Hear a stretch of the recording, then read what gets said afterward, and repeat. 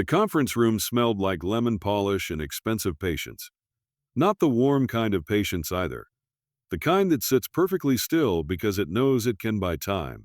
Jenna Carter sat in the last chair nearest the door, shoulders drawn in, fingers locked around a thrift store purse that had no business being in a place like this.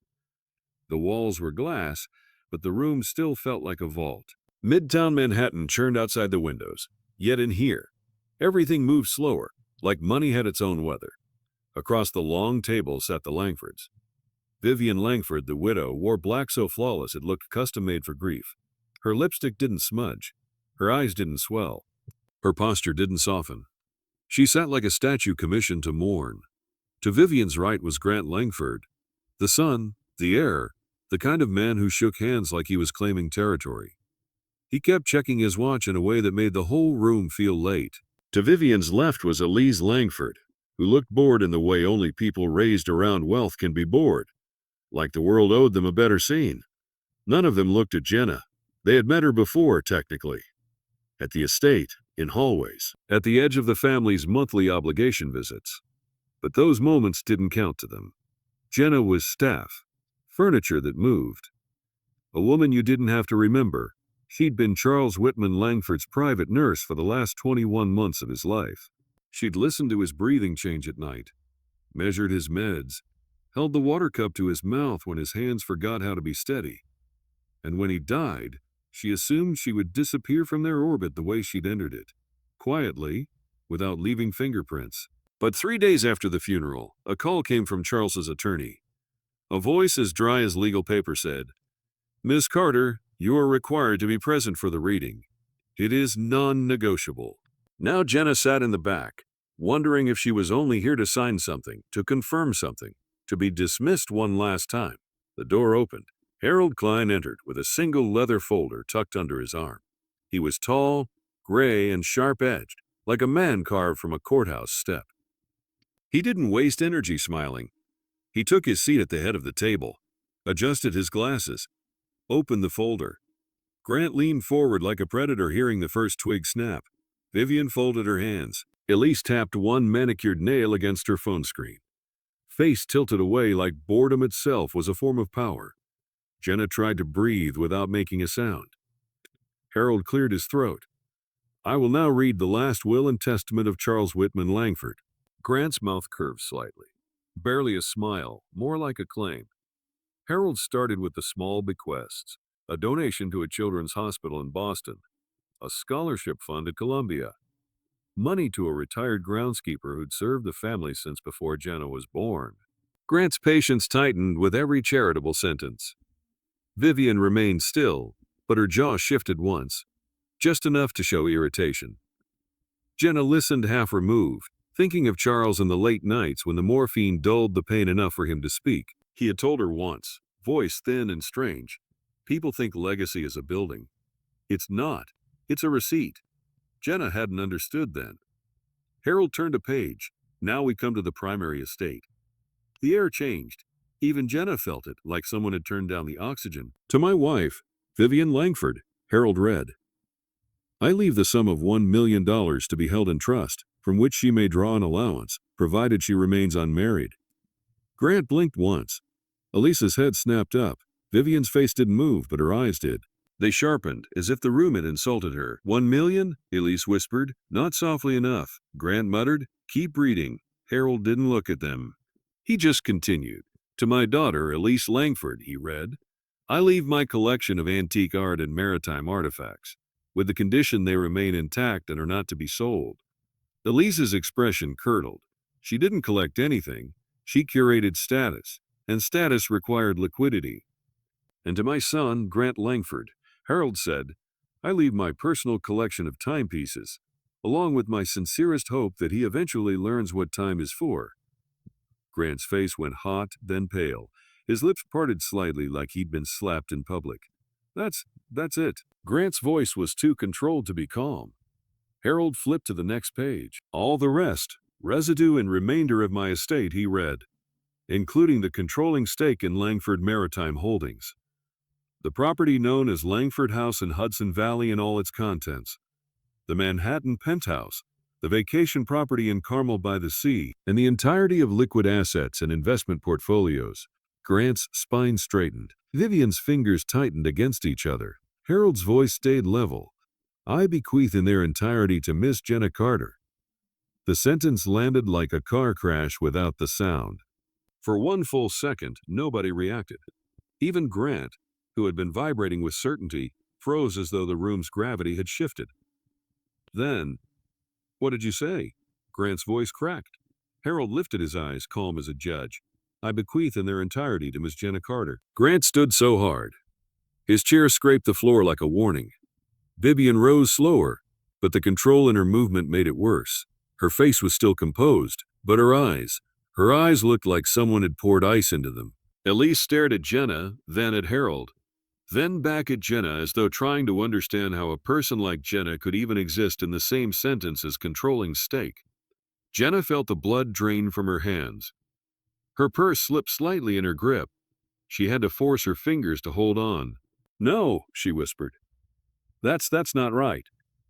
Grant pointed toward the back of the room, finally seeing her for the first time as something other than air. That's her, Elise said, voice sharp with disgust. The nurse. Vivian's gaze swept Jenna from shoes to face like she was evaluating an infestation. Grant took one step forward. You did something, he hissed. You did something to him. You isolated him, drugged him. You? Langford, Harold said, voice cutting clean through Grant's fury. Any threats made in this room will be recorded and acted upon. Grant ignored him. My father was sick. He wasn't in his right mind.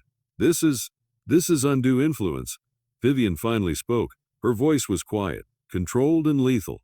We will contest it. Harold nodded as though he'd expected that sentence years ago.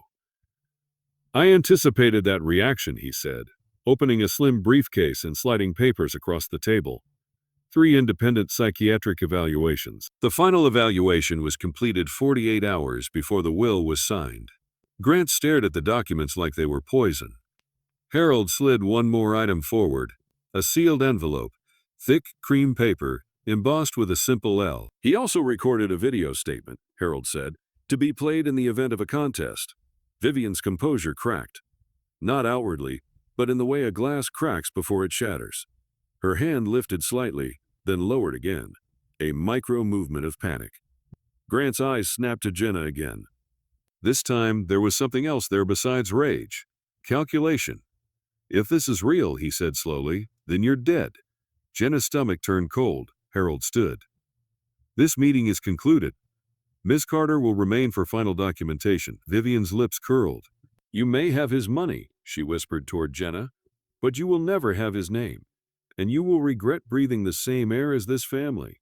Grant didn't speak again. He just made a small gesture. 2 fingers lifted, then dragged across his own throat. Then they walked out, leaving a silence so thick Jenna felt trapped inside it. Harold waited until the door latched. Only then did his voice soften by half a degree. Ms. Carter, he said, are you able to sign? Jenna stared at him, her heartbeat banging in her ears. Why would he do this? Harold didn't answer immediately. He reached into his pocket and placed an old brass key into her palm. It was heavy, ornate, warm from his hand. Then he placed the sealed envelope on top of her purse. This, he said, is what he wanted you to read alone. Jenna swallowed. I don't want. Harold's eyes held hers steady. Want has nothing to do with it. Scene. Jenna's apartment. The letter that changes everything. Jenna didn't go to the penthouse. She didn't go to Langford House. She didn't do the thing everyone assumes you do when you become rich in public. You don't immediately step into luxury like it was always yours. She went home. A 1-bedroom in Queens. A hallway that smelled like old cooking oil and someone else's laundry detergent. A radiator that clicked like it was counting time wrong. Inside, her apartment felt smaller than it had that morning. She locked the deadbolt, then the chain, then leaned her forehead against the door, as if the wood could hold her upright. Her hands shook so badly, she dropped her keys onto the floor twice before she managed to pick them up. The envelope sat on her coffee table like a live wire. The brass key sat beside it like a threat. She stared at her name written on the front, Jenna Carter, handwritten in the shaky, unmistakable script she'd seen on medication instructions and birthday cards Charles never mailed. Her throat tightened. With trembling fingers, she broke the seal. Inside were pages, thick paper, ink pressed deep. She read, "Jenna, if you're reading this, then I'm gone, and the first blow has already landed." She paused, heart thudding. He knew what they would do. "You didn't ask for this. You never tried to be seen. That is exactly why you were chosen." Jenna's eyes blurred. She wiped them hard, angry at herself for crying. Crying felt like weakness, and weakness felt unsafe now. "This isn't a gift, it's restitution." The word hit her like a door slamming. "Your father was Evan Carter." Jenna froze. Her father's name looked wrong on expensive paper. Evan Carter had died when she was 11. A stroke, her mother had said. But Jenna remembered the months before it. The nights he sat at the kitchen table staring at bills, hands shaking, whispering numbers like prayers. He'd been an engineer. Brilliant, gentle. The kind of man who apologized to strangers when they bumped into him. After he lost his job, he became smaller.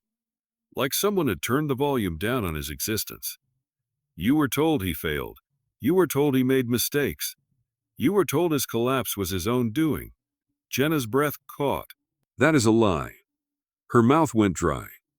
Evan Carter and I built Langford Maritime's logistics technology together. He was the mind. I was the mouth. The Langford system everyone praises. Those algorithms, that routing intelligence, the framework that made this company unstoppable, that was Evan. Jenna's hands clenched so tight her nails bit skin. Vivian and Grant discovered Evan's designs would make us worth billions. They didn't want a partner. They wanted a prize. The letter blurred. She forced herself to keep reading. They forged documents, moved funds, created a paper trail that made it appear Evan was stealing. They threatened me with scandal, with family ruin, and I did what cowards do. I chose peace over truth. I let them destroy him. Jenna's stomach heaved. She pressed a fist against her mouth. She saw her father's face in the last year of his life. Eyes dim, smile forced, shame sitting on his shoulders like a physical weight. He hadn't failed. He'd been erased. Jenna lowered the letter for a second and stared at her window, at the dark reflection of herself looking back. She didn't look like a billionaire. She looked like a woman who'd just been handed a weapon. She lifted the letter again. "I found you on purpose.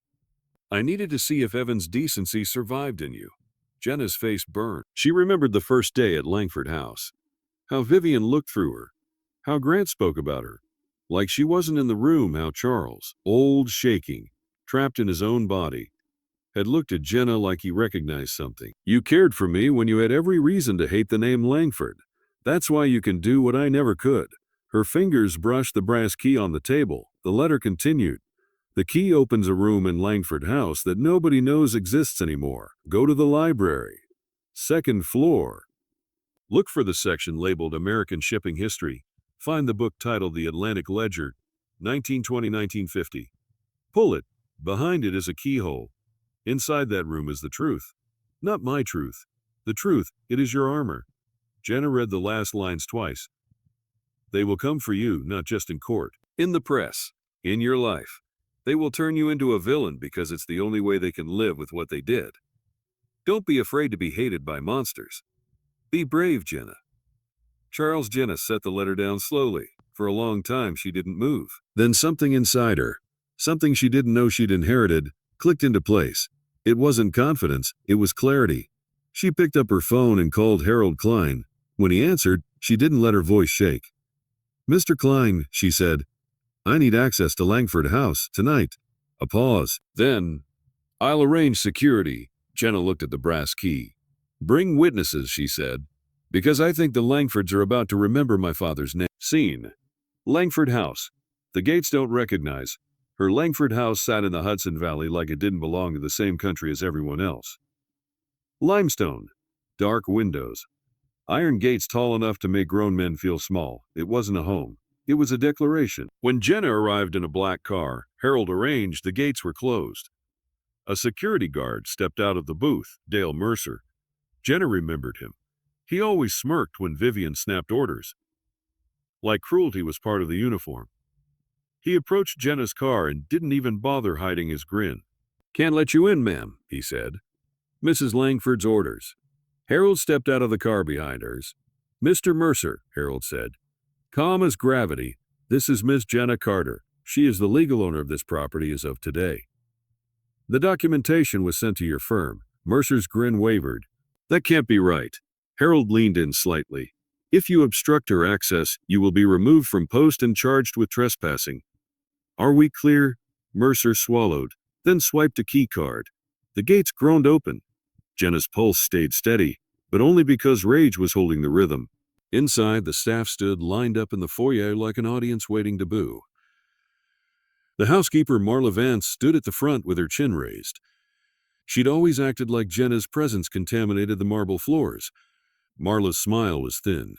Mr. Klein, I assume you're here to put inventory? We're already engaged with Mrs. Langford's counsel. Jenna stepped forward before Harold could answer. We're here for the library, Jenna said. Marla's eyes flicked over Gina's coat, her shoes, her hair, searching for a reason to dismiss. You'll find the library this way, Marla said, voice tight. Try not to touch anything valuable. Jenna walked past her without replying. The library was 2 stories tall, wood-paneled, lined with books that looked like they'd never been opened by anyone living. But Jenna remembered Charles in here late at night, remembered the way his voice softened around books, remembered him staring at shelves like they were old friends who couldn't betray him. Harold closed the doors behind them. You certain about this? He asked. Jenna held up the letter. He planned it. She found the staircase, went up.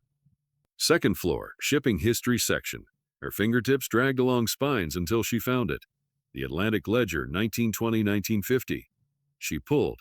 The book moved wrong, heavier than paper. It resisted, then gave way, revealing a brass keyhole embedded in the shelf. Jenna's breath caught. Her hand slid into her pocket, wrapped around the brass key. She inserted it, turned a soft click. Then a deeper mechanical sound like something old unlocking something older. The bookshelf shifted.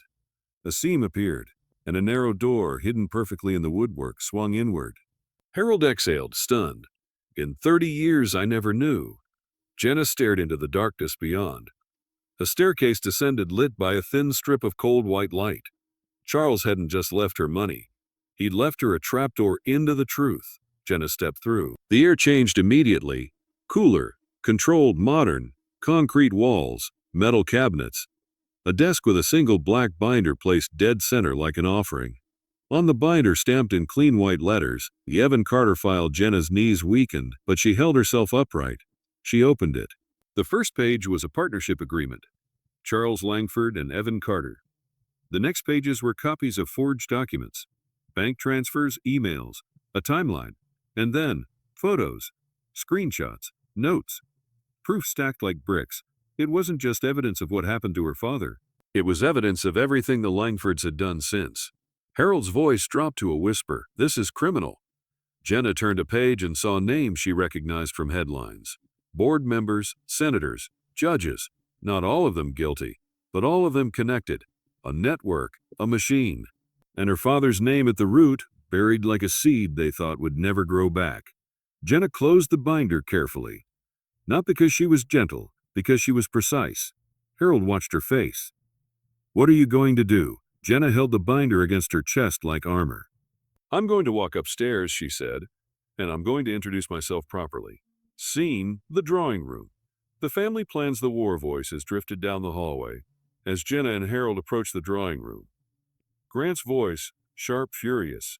Vivian's voice, quiet, commanding. Another voice, smooth, confident. A lawyer Jenna didn't recognize. We file an emergency petition, the unknown lawyer was saying.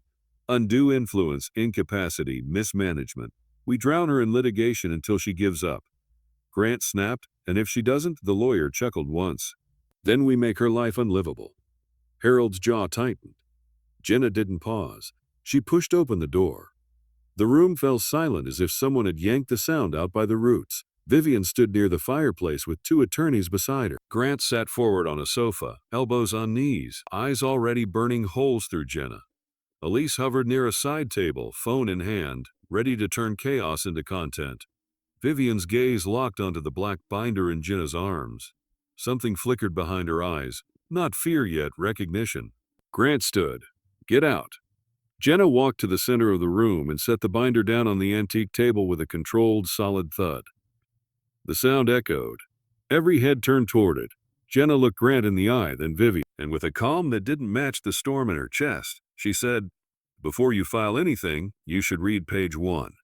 Hit like, subscribe, and turn on notifications for stories untold. Because what's inside that binder doesn't just ruin the Langfords, it rewrites who Jenna Carter is. The black binder sat on the antique table like a bomb no one dared to touch. Vivian's eyes stayed locked on it. Not on Jenna, on the binder.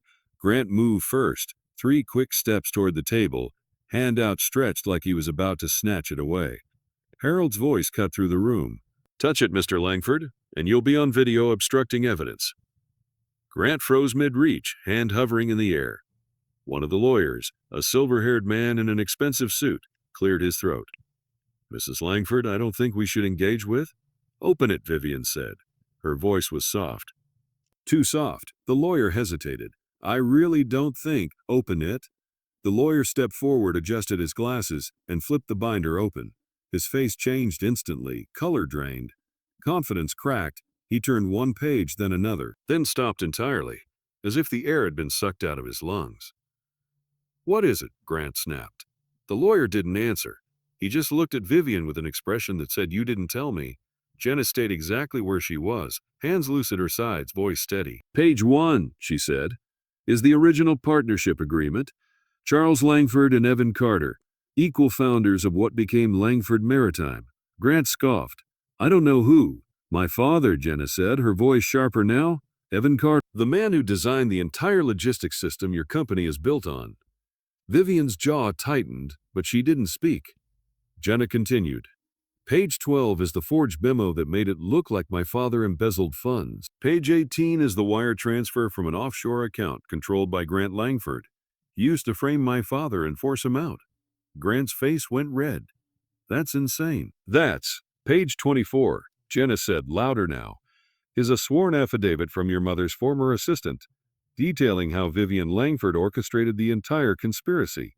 How she bribed board members, how she threatened witnesses, how she destroyed my father's reputation so thoroughly that he lost everything." The room was silent except for the faint hum of the chandelier overhead. Elise finally looked up from her phone, eyes wide. "Mother," Vivian's expression didn't change, but her hands, perfectly manicured, perfectly still, curled slowly into fists. Jenna took one step closer to the table. "Charles spent the last decade of his life documenting every crime this family committed. Not just against my father, against everyone." She flipped forward in the binder, page after page landing with deliberate weight. Page 31. Grant's pension fund embezzlement, $42 million siphoned into offshore accounts to cover gambling debts. Grant's face went from red to ashen. Page 47. Elise's blackmail scheme against a state senator to secure a real estate deal. Elise's phone slipped from her hand and clattered onto the floor. Jenna's voice didn't waver. Page 63. Vivian's illegal campaign contributions, her bribery of a federal maritime inspector, and her involvement in covering up a workplace safety violation that resulted in the death of 2 dock workers in 2019. The lawyer stepped back from the table like it was contaminated. Vivian finally moved. She walked toward Jenna slowly, heels clicking on marble, each step measured. When she stopped, she was close enough that Jenna could see the fury barely contained beneath her composed exterior. "You have no idea what you're doing," Vivian whispered. Jenna met her gaze without flinching. "I know exactly what I'm doing." Vivian's lips curled into something that wasn't quite a smile. "You think a binder full of papers makes you powerful? You think you can walk into my world and just take it? It's not your world anymore," Jenna said quietly. "It never was." Grant surged forward. "This is blackmail. This is evidence," Harold said, his voice calm and unyielding, "and Ms. Carter has every legal right to submit it to the authorities." The second lawyer, a younger woman who'd been silent until now, spoke up, her voice tight. "Mrs. Langford, if even half of this is verifiable, we're looking at federal charges, RICO charges. You need to stop talking, now." But Vivian didn't stop. She leaned in closer to Jenna, her voice dropping to a venomous hiss. "You will never survive this, do you understand? I don't care what's in that binder. I don't care what Charles thought he was doing. You are nothing, you will always be nothing. And I will make sure that every person who ever hears your name knows you as the woman who destroyed a family out of greed." Jenna's heart was pounding. but her voice stayed level. "You already destroyed a family," she said. "Mine." Vivian's eyes flickered, just for a second, with something that might have been recognition, guilt, fear. Then it was gone. Vivian turned to her lawyers. "We're leaving." Now, Grant didn't move. He stared at the binder like it was a living thing. "Grant," Vivian said sharply. He looked at Jenna, really looked at her. And for the first time, she saw something other than contempt in his expression. She saw panic. "If you use that," Grant said quietly, "you'll bury us." Jenna nodded once. "I know." "Then what do you want?" His voice cracked slightly. "What do you want?" Jenna's answer was simple. "I want you to leave." Grant blinked, confused. "What, you have 24 hours, Jenna said. "Pack what you need, sign the abdication documents Harold will send you. Walk away from the company, walk away from the properties, walk away from the life you built on my father's grave." "And if we don't?" Vivian asked, voice cold. Jenna's gaze didn't waver. "Then I hand this binder to the U.S. Attorney's Office, and you spend the rest of your life in federal prison." The silence that followed was suffocating. Finally, Vivian turned on her heel and walked toward the door. Grant and Elise followed, neither looking back. The lawyers hesitated, then scrambled after them. The door closed with a soft final click. Jenna stayed standing in the center of the room, her hands shaking now that the adrenaline was fading. Harold walked over and placed a steadying hand on her shoulder. "You did well," he said quietly. Jenna looked down at the binder. "I feel like I just lit a match in a room full of gasoline." "You did," Harold said. "But the gasoline was always there. The next 72 hours were a nightmare dressed as a news cycle." "Mystery nurse inherits Langford Empire," screamed the New York Post. "Gold digger or genius? The woman who took down a dynasty asked a primetime cable show. Family destroyed by caregiver scheme. Declared a viral TikTok with 8 million views. Jenna's face was everywhere. Old photos pulled from her nursing school ID, a grainy shot of her leaving Langford House. Someone even tracked down a picture of her at a grocery store in Queens, looking exhausted in scrubs. She couldn't go home. Paparazzi camped outside her building like hunters. Harold arranged a secure apartment in Tribeca. Modern, sterile, anonymous. Jenna sat on the edge of an unfamiliar couch in an unfamiliar living room, scrolling through headlines that made her feel like she was drowning. One article had a photo of Vivian Langford leaving a charity gala, looking elegant and heartbroken. The caption read, "Widow mourns husband's memory as fortune stolen by opportunist." Jenna threw her phone across the room. It didn't break. It just landed on the carpet with a soft thud, screen still glowing with Vivian's composed, victimized face. A knock at the door made Jenna flinch. Harold entered, carrying a tablet and a grim expression. "They've gone public," he said. Jenna's stomach dropped. "What do you mean?" Harold set the tablet on the coffee table. A video was paused on the screen. Vivian Langford sitting in a tastefully lit studio, hands folded, eyes glistening. Jenna pressed play. The interviewer's voice was soft, sympathetic.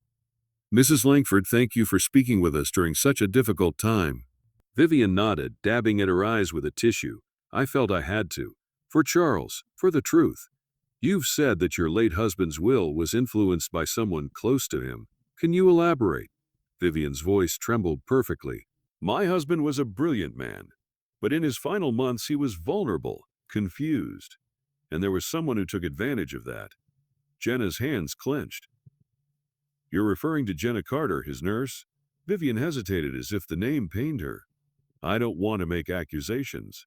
But she isolated him. She controlled his medication. She was the only person he saw for hours every day. And now suddenly, she owns everything." The interviewer leaned forward. "Are you suggesting?" "I'm suggesting," Vivian said, her voice breaking just enough, "that my husband did not die of natural causes. And I believe the will she's claiming is fraudulent. We're pursuing every legal avenue to uncover the truth." The video ended. Jenna stared at the black screen, her reflection staring back. Harold's voice was quiet. "She's planting the narrative. By the time this goes to court, half the country will believe you're a murderer." Jenna's throat tightened. "Can she do that? Can she actually?" "She already is," Harold said. "And she has resources. Publicists, lawyers, media connections. She's turning you into a villain before you ever get a chance to defend yourself." Jenna stood, pacing the length of the room. So what do we do? Earl looked at her carefully. We fight back, but not the way she expects. The first board meeting of Langford Maritime Holdings under Jenna's ownership was scheduled for 9:00 a.m. on a Wednesday. Jenna arrived at 8:45 a.m., dressed in a simple black suit Harold's assistant had helped her pick out. She felt like she was wearing someone else's skin. The boardroom was on the 32nd floor of a glass tower in Midtown. Floor-to-ceiling windows, a table so long it could seat 20. When Jenna walked in, every head turned. 12 men, 3 women, all of them older, wealthier, more experienced, and all of them looked at her like she was an intruder. At the head of the table sat Robert Devlin, the interim CEO. He was in his 60s, silver-haired, with the kind of confidence that came from never being told no. He didn't stand when Jenna entered. "Carter," he said, voice smooth and condescending, "we weren't expecting you to attend." Jenna walked to the head of the table, the seat opposite Devlin, Charles's seat.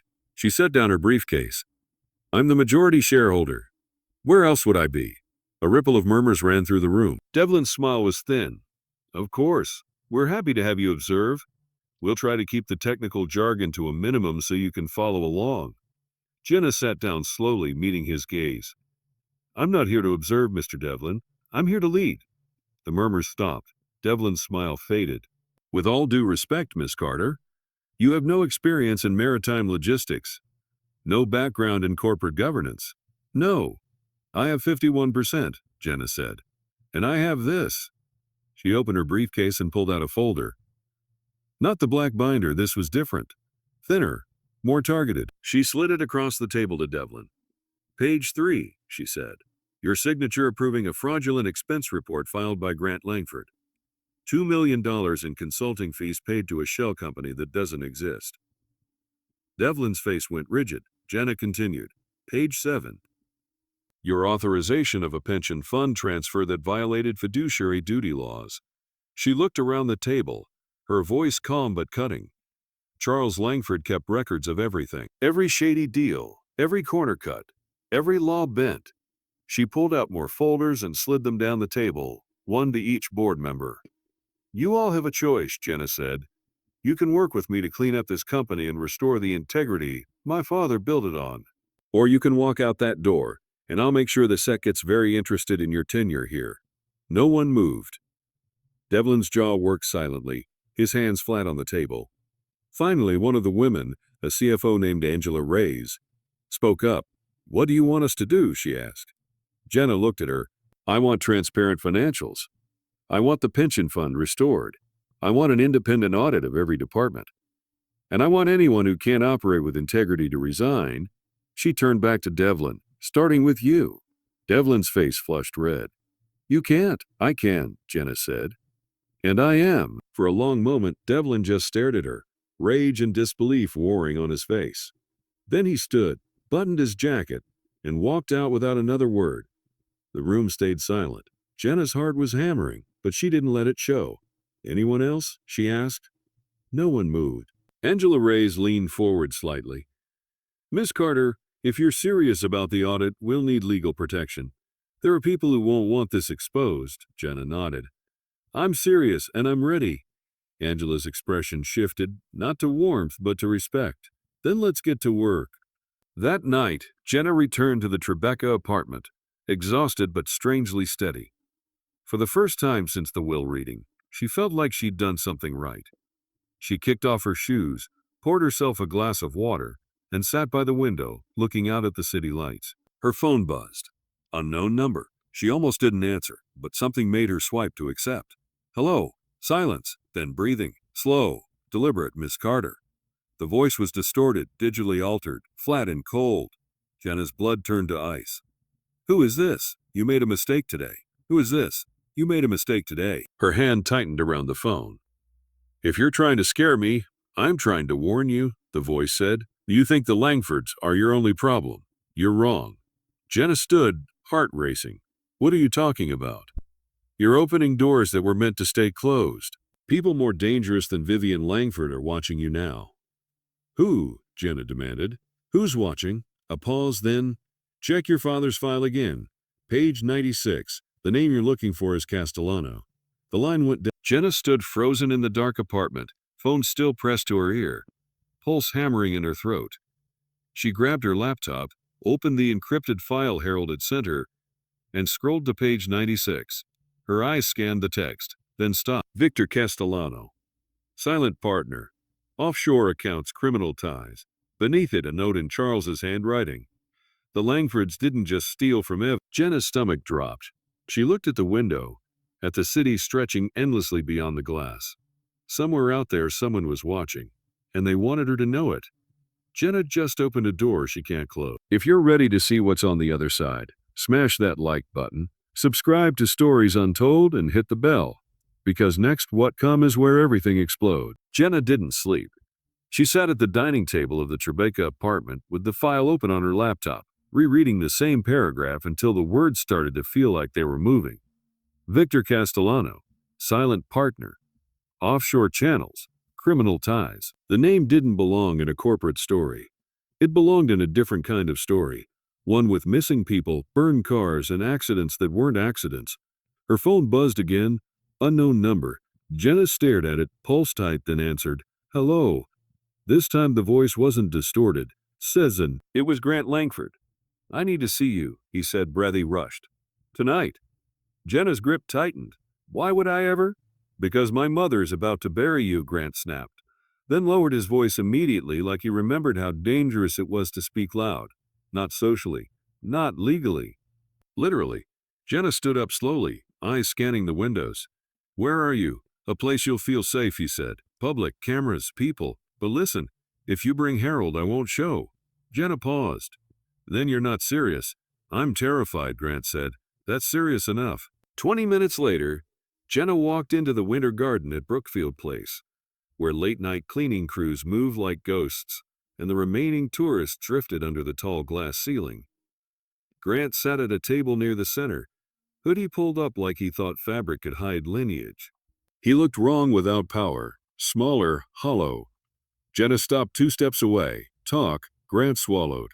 His hands shook as he reached for the paper cup in front of him.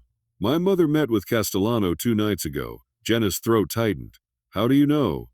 "Because she used my access," Grant hissed. "My old contacts. People I used for stupid things. Gambling, debt, fixers." He looked up, eyes bloodshot. "Castellano isn't a contact, Jenna. He's a final boss." Jenna didn't sit. "What does she want from him?" Grant laughed once, bitter. "She wants you gone. She wants the company back. But she doesn't want a boardroom fight." Jenna's eyes sharpened. "So what is she doing?" Grant leaned in, voice trembling. "She has a new will." Jenna's stomach dropped. "That's impossible." "It's not impossible if you can forge anything," Grant said. "It's dated after the one Charles signed with Harold. It leaves everything to her. And she has a witness, another nurse, someone who swears Charles signed it in a moment of clarity after you left." Jenna's pulse hammered. "Harold has evaluations, a video statement." Grant shook his head hard. "That's not the worst part." Gina's voice went low. "Then say it." Grant's face twisted. "She's going to claim you murdered him." The world went cold around Jenna. Grant continued quickly, like he had to empty the poison before it killed him. "She's hired a coroner, paid him. They're going to say Charles had medication levels inconsistent with your charting. They're filing for an exhumation. Emergency hearing." "Tomorrow." Jenna stared at him, a slow burn rising under her ribs. "Why are you telling me this?" Grant's eyes flicked away. "Because Castellano doesn't work for free. He's already taking money out of accounts that were supposed to be mine." His voice cracked on that word. "And when he's done using my mother, he'll own all of us. He'll own me." Jenna's gaze sharpened. "So you want a deal?" Grant hesitated, then nodded. "I'll testify. I'll say the new will is fake. I'll expose Castellano. I'll expose her plan." Jenna waited. Grant's jaw tightened. "In exchange, you don't press charges on everything." There it was. Even now, he didn't offer decency. He offered leverage. Jenna leaned closer. "You want to walk away clean after everything your family did to mine?" Grant's eyes flashed. "You'll be in prison, Jenna. A murder accusation sticks. It doesn't matter what's true. It matters what they can sell." Jenna held his gaze steady and merciless. "Then sell this." Grant blinked. What? You walk into Harold Klein's office at 9:00 a.m., Jenna said. You bring names, dates, payments, everything about Castellano, the fake nurse, the coroner. You sign a confession for your part in the pension theft and the offshore transfers. Grant recoiled. No, no, that's... And then Jenna continued, voice like steel, you cooperate with federal investigators. Grant's mouth opened, then shut. You don't get immunity from me, Jenna said. You get the possibility of mercy from the government. That's the only deal. Grant stared at her as if she'd spoken another language. You'd risk prison. Jenna's eyes didn't soften. My father died from what your family did. I'm done choosing the easy exit. Grant's face tightened with rage and fear mixed together. You don't understand what my mother is. I'm starting to, Jenna said, stepping back. 9:00 a.m. Be there. She turned and walked away without checking if he followed. Because he didn't matter, not the way truth mattered. At 8:55 a.m., Jenna sat in Harold Klein's office with her back straight and her hands still. At 9:00, the door didn't open. At 9:10, Harold's assistant avoided eye contact. At 9:22, Harold came in with his face drained. He's not coming, Jenna said. Harold nodded once. No, he's not. Jenna's stomach sank. Then we're alone. Harold exhaled. Not exactly. He placed a thin stack of papers on the table. Emergency petition filed at 7:14 a.m. Harold said. Vivian is submitting a new will. She's also petitioning for an exhumation and requesting an immediate criminal referral. Jenna's blood chilled. Based on what? Harold's expression hardened. A sworn affidavit from Nurse Dana Whitaker claims she witnessed you pressuring Charles, and a preliminary medical opinion from a private coroner alleging medication irregularities. Jenna's mind flashed back to Vivian's interview face. The soft voice. The perfect tears. A costume. What time is the hearing? Jenna asked. 2 hours, Harold said. And the media already knows. Jenna stood jaw tight. Then we go. Harold looked at her carefully. This is the part where people break. Jenna picked up her coat. Then let them watch me not break. The courthouse room wasn't a grand courtroom. It was smaller, functional, windowless, the kind of place where lives still got destroyed, just without the ceremony. Cameras jammed the hallway outside. Reporters shouted questions like they were throwing rocks. When Jenna entered with Harold, the room's attention snapped toward her in one unified motion. She could feel the judgment before anyone spoke. Across the aisle, Vivian Langford sat in mourning black with a lace veil and a posture that screamed fragile dignity. Grant wasn't there. Elise sat beside Vivian, eyes swollen like she'd practiced crying in front of a mirror. At Vivian's side stood a new attorney, Ronan Pike, famous for scorched earth cases and for smiling while he lit matches. Ronan stood as the judge entered. Your Honor, he began smoothly. We're here today not just to dispute a will, but to prevent a crime from being rewarded. He turned toward Jenna like she was evidence of rot. My client's husband was vulnerable, sick, confused, and his nurse, Ms. Jenna Carter, had exclusive control of his medication, his access, and his daily environment. Ronan raised a document. This is the true final will, signed 2 days before Mr. Langford's death.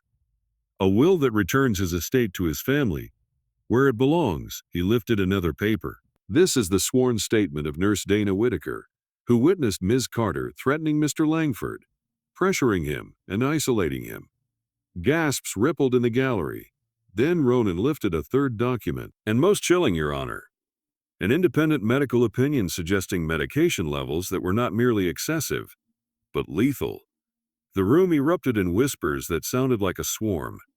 Jenna kept her face still, even as something icy crawled up her spine. Ronan's voice lowered, theatrically grave. We petition for exhumation, we petition for an injunction, and we request immediate referral to the district attorney for investigation into the suspicious death of Charles Whitman Langford. The judge, Honorable Diane Mercer, stared at the papers, then at Jenna. Mr. Klein, she said, voice flat, respond. Harold stood slowly, buttoned his suit, and stepped forward. Your Honor, he said, what opposing counsel has presented is not truth. It is a manufactured narrative built to weaponize public sympathy. He gestured toward the new will. That document is a forgery. The affidavit is perjury. The medical opinion is purchased. Ronan smirked. That's a serious accusation. Harold's eyes didn't flinch. It is. The judge's gaze narrowed to proof. Harold turned slightly toward the back doors. Yes, Your Honor. Jenna's pulse spiked. Harold spoke clearly. The defense calls Grant Langford. Vivian's head snapped up. Ronan's smile faltered. Elise gasped. Ronan barked, Your Honor. Grant Langford is not. The doors opened. 2 U.S. Marshals walked in, and between them was Grant Langford. Hands cuffed in front of him, face gray, eyes hollow. The room exploded. Cameras clicked so fast it sounded like rain on metal. Vivian stood, veil forgotten, face a mask of fury. Grant didn't look at her. He looked at Jenna once, quickly, like a man staring at a cliff he'd already stepped off. The judge slammed her gavel repeatedly until the room quieted. Mr. Langford, Judge Mercer said sharply, you are sworn in. Explain why you are in federal custody. Grant's voice shook. Because I'm cooperating. Vivian's lips parted, barely believing. You. Grant swallowed hard. Because my mother is forging a will and trying to frame Jenna Carter for murder. The room sucked in one collective breath. Ronan surged forward. Objection, this is... Judge Mercer's eyes were hard. Overruled. Continue. Grant's hands clenched inside the cuffs. My mother met with Victor Castellano. She paid for a forged will. She paid Nurse Dana Whitaker to lie. She paid a private coroner to craft an opinion supporting an exhumation. Vivian's voice sliced through the room. You're lying. Grant flinched at her tone, instinctive. Then he spoke again, louder, like he had to kill the instinct before it killed him. I'm not lying, he said, and I can prove it. Harold stepped forward and handed the judge a sealed evidence packet. Text logs, bank transfers, and an audio recording, Harold said. Recorded legally with consent from Mr. Langford during his cooperation. Ronan's face drained. The judge's eyes moved quickly as she scanned. Then she looked up, expression turning from skepticism to something colder. Mrs. So, Langford, she said, sit down. Vivian didn't. Her chest rose and fell, controlled breaths becoming less controlled. This is a setup, Vivian spat. Grant is an addict. He'll say anything. Grant's voice broke. You used me. Vivian's eyes flashed. I protected you? No, Grant whispered. You own me. Silence slammed down. Judge Mercer looked at Ronan Pike. Counsel, your new will and witness affidavit are now under scrutiny for potential fraud. Ronan tried to recover. Your Honor, even if Grant is... Harold raised a finger. One more item, Your Honor. The judge nodded sharply. Harold clicked a remote. A screen mounted on the wall flickered. Charles Langford's face appeared. Older, tired, but lucid, eyes clear, voice steady. The room froze. Charles looked into the camera and spoke. He didn't ramble, he didn't drift. He delivered a message like a man, making sure the world could not mishear him. He confirmed the will Harold held was valid. He named Jenna Carter as the rightful heir. He explained, without theatrics, that his decision was intentional, documented and protected by medical evaluations. Then his eyes sharpened, and he said he anticipated a forgery attempt. He anticipated an accusation. He anticipated Vivian turning grief into a weapon. He even referenced Victor Castellano by name, warning that any new will would be fraudulent. When the video ended, the room stayed silent, like sound itself was afraid to return. Judge Mercer set the papers down carefully. Her voice was calm, and that calm was terrifying. This court denies the petition for exhumation, she said. This court denies the injunction. And this court orders that these materials be immediately forwarded to the appropriate federal authorities for investigation into potential forgery, witness tampering, and obstruction. Vivian's face went pale. Ronan Pike stepped back, suddenly looking like he wanted to be anywhere else. Jenna sat perfectly still, heart pounding but her spine unbroken. Then the judge spoke again, colder. Mrs. Langford, she said, do not leave this building. Vivian's eyes darted toward the exit, and Jenna realized in a flash that Vivian had never planned to win fair. Vivian had planned to win fast, then disappear. The moment the hearing ended, chaos erupted. Reporters surged. Bailiffs shouted. Cameras flashed. Jenna stood, but Harold grabbed her wrist. Stay behind me, he said. Vivian moved through the crowd with a speed that didn't match her grief costume. Ronan tried to speak to her. She ignored him. Elise stumbled after her, face twisted with panic. For 1 second, Jenna saw Vivian's eyes. Fully exposed, veil gone. They weren't sad. They were furious and afraid. Vivian pushed through the courthouse doors into the cold daylight. Jenna followed at a distance, Harold beside her, security close. Outside, the street was a frenzy. A black SUV waited at the curb. Vivian headed straight for it. And then, two agents stepped in front of the SUV like they'd been waiting for this exact angle of sunlight. Vivian Langford, one of them said, badge lifted, voice crisp. You are under arrest. Vivian froze. For a heartbeat, she looked like she might lunge, might scream, might claw her way out of reality. Then her face snapped back into a mask. You can't, she said softly. The agent didn't blink. You're charged with conspiracy to commit fraud, witness tampering, and obstruction. Vivian's eyes flicked past them. And that's when Jenna noticed another man stepping out from behind the SUV. Broad shoulders, neat coat, calm A's, not press, not court staff.